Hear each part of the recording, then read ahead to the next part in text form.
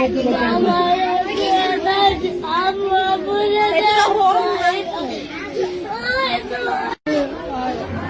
ফাইজাকে জানানো হয়েছে তার বাবা মা তার দুই বোন আর এই পৃথিবীতে নেই, তাদেরকে সৌদি আরবেই দাফন করা হবে। তাকে ভিডিও কলের মধ্যে জানাজা এবং তাদেরকে দেখানো হয়েছে। এই দৃশ্য দেখে সে কাঁদতে কাঁদতে তো অস্থির হয়ে গেছে।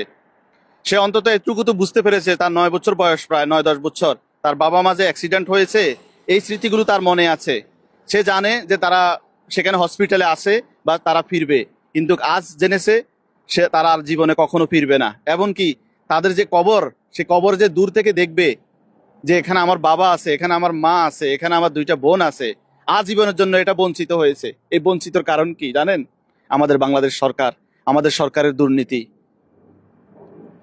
তাদের লাশ বাংলাদেশে আনা যায় না, কত টাকা ব্যয়বহুল খরচ হয়, এই টাকা বহন করতে কি সরকার পারে না?